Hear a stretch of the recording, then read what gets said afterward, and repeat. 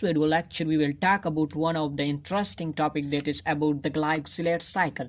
Now the organism in which they does not have a carbohydrate or glucose but have a sufficient amount of lipids. So the organism mainly convert this fatty acid and lipid into the carbohydrate and then use that carbohydrate for the energy purposes. So that organism have a modified cycle that is called as Glyoxylate cycle.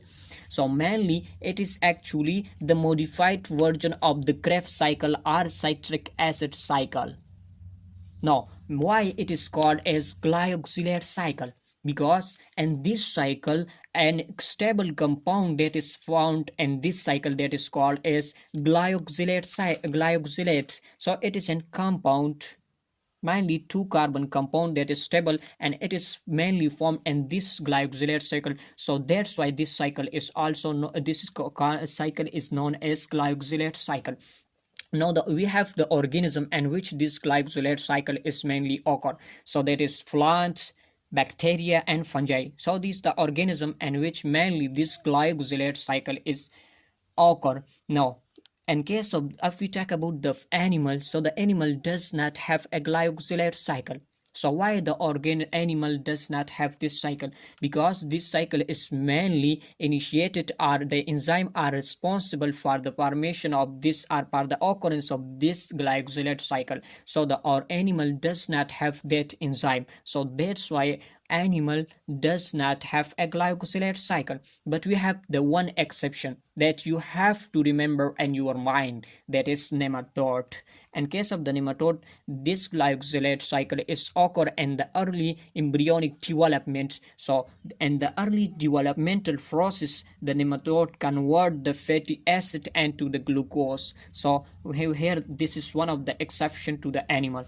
Now what is the importance of the glyoxylate cycle, or why the glyoxylate cycle is occur, or what the definition of the glyoxylate cycle is? Mainly this cycle is mainly responsible for the conversion of fatty acid or lipid into the carbohydrate. So why this cycle convert the fatty acid into the carbohydrate or glucose? So mainly one of the reason that is responsible for this conversion, because the organism they do not have ultimate source of the energy, that is in case of the in animals or plants, this bacteria, plant and fungi, this organism does not have a carbohydrate or glucose, so they have a sufficient amount of this fatty acid or lipid. So these organisms mainly convert this fatty acid into the carbohydrate, and then they use the carbohydrate for the energy purposes. So that's why the fatty acid it is converted into the carbohydrates. Now we look at the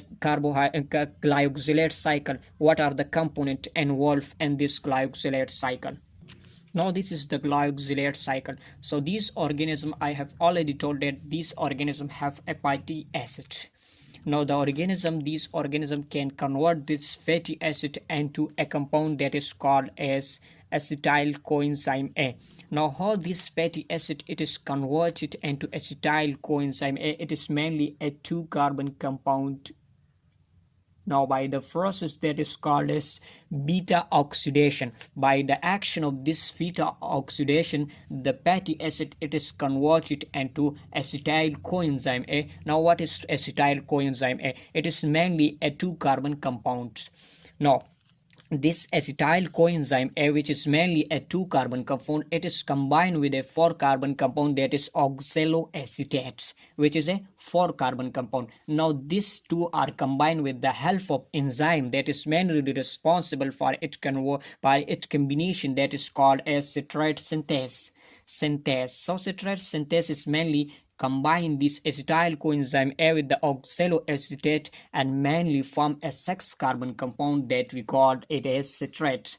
So citrate is mainly a 6-carbon compounds. So another enzyme, this citrate, it is isomerized into another compound which is also a 6-carbon compound that is called as isocitrate. So mainly this isomerization process is mainly occur with the help of a aconitase enzyme.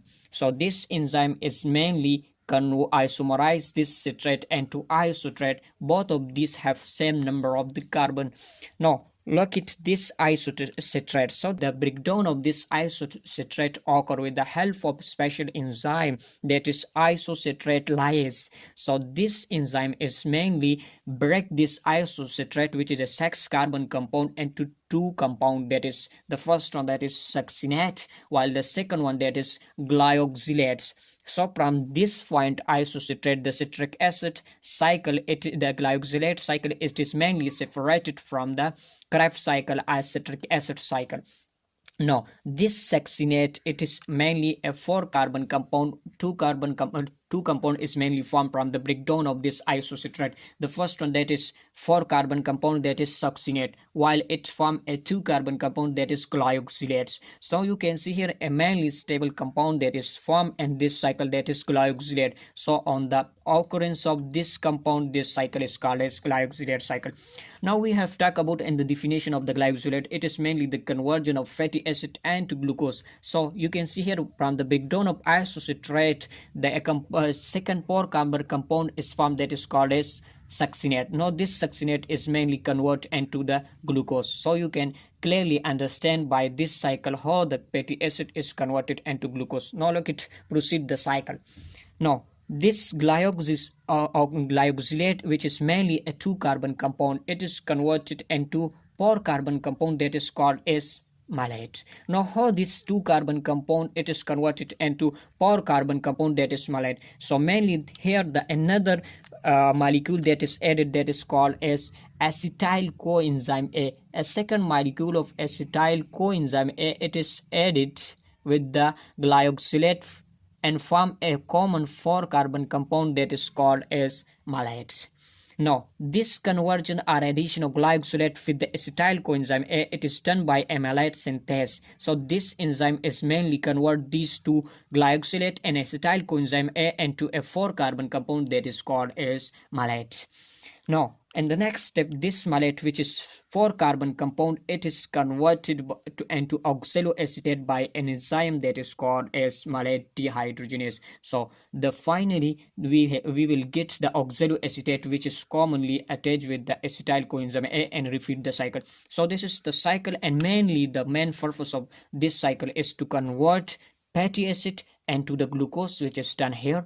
So this cycle is repeated in this manner. So mainly these compound, that is steps are in one, that is citrate, isocitrate, glyoxylate, malate and oxaloacetate, that you have to remember. So this is all about the glyoxylate cycle. So it is interestingly, it is very simple cycle. So I hope you have understand this cycle very well. If you have any question regarding to this glyoxylate cycle, you can ask in the comment section. Thank you so much.